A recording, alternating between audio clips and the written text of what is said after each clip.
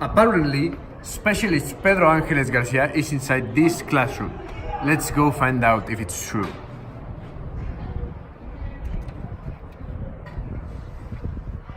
Hello there, Pedro. Hello, who are you? Myself, I'm Roberto Nava, and they're my viewers. What are you looking at? To a new song that just came. Do you want to see it? No, thank you. We're here for a more important reason. We've heard you have analyzed the results of our survey. Yes, that's... Okay, what do you want to know about that? I think first we'd like to see how many were they? 59?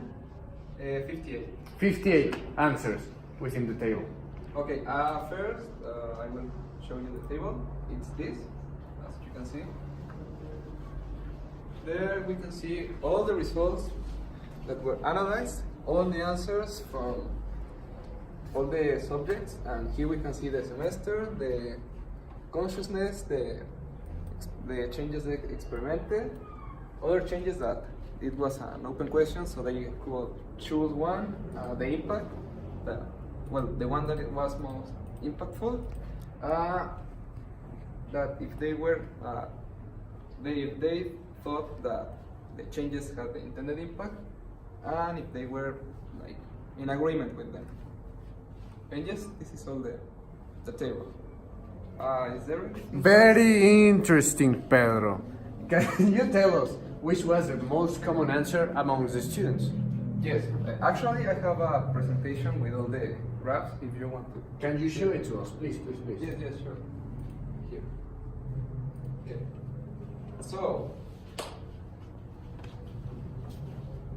the most common semester that answered our survey was the sixth semester, following fourth and then professors. There were almost none in second semester and fifth semester, and actually no one from third and professional answered our survey. It was not uncommon, but it happened. Okay. This is an important fact because, as you can see, almost 50% or more than 50% of the population is from sixth semester. This means that the old generations were the ones that answered our survey. Therefore, they're the ones who experience the changes. Yes, actually it's more than the 60% from sixth semester, it's like 64%. Let's see the next table. Yes. Pedro, please. Yes. Okay, the consciousness percentage. Almost 80%, as you can see here, it was like 85%, were conscious about the changes that occurred. And well, the remaining 15 were not conscious. This resulted in like an advantage for our investigation since we wanted to know if the changes had an impact, a positive impact. And being that the biggest part of our sample knew about them was really helpful. This also helps to understand and to prove if our survey population actually is going to answer truthfully and if they actually know about the changes and adjustments we're analyzing. Do you have another tip? Yes, if you could of course, there, since you are closer. Yes. Well, these are the experimented changes. There were 5 options of the type of changes that occurred during our 6 semesters that we were studying here.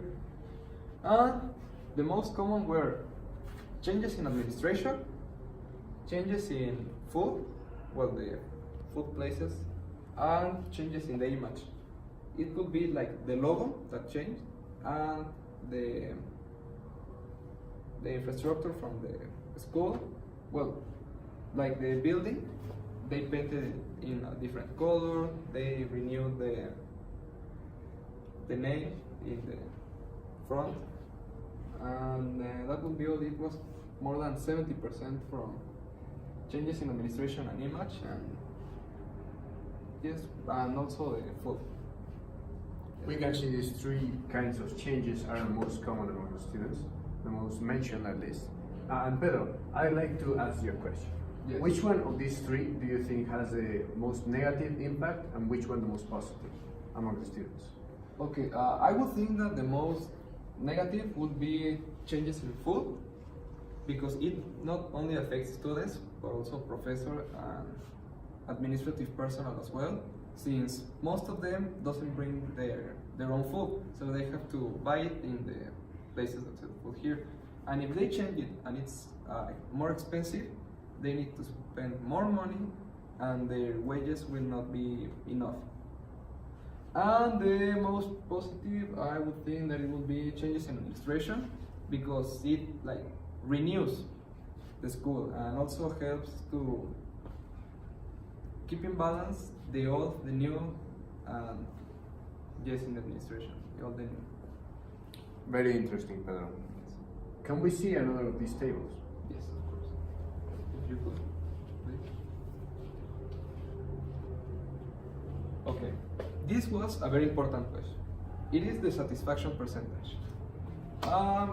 Almost 60%, it is actually 57%, thought that the changes, well, they thought to themselves that the changes were not satisfying enough. They weren't satisfied with the results that these changes have. And 43% thought that yes, they were satisfied with the changes. Those are really interesting answers, Pedro. To be honest with you, I really thought the unsatisfied percentage was going to be even lower. As you can see, it's almost even. A difference of what, 9%? 10%?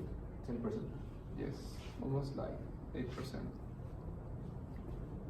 It's really interesting because when you implement a change, you make it for the better, but it appears that it was actually for the worse for the students. Yes, there is another question, if you could. Yes. I think this is the last one. This is that if students thought that the changes had the intended impact. It is not that if they were satisfied, but the intended impact, if it was correct. 58% thought that no, it didn't have the intended impact, and the remaining 42% thought that yes, it did have the intended impact.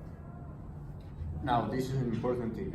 As you saw on the previous question and on this question, the results between no and yes are almost even. This complicates things for our research team since it's even harder to analyze which one is really the truth, which one is really the fake one. Are they really satisfied? Are they really not? Well, we came to a conclusion. Since there's a slight difference between the answer yes or no, we can conclude it didn't have the intended impact. At least the students think so. Do you have any other table? No, this is the last one. Those are the results, people.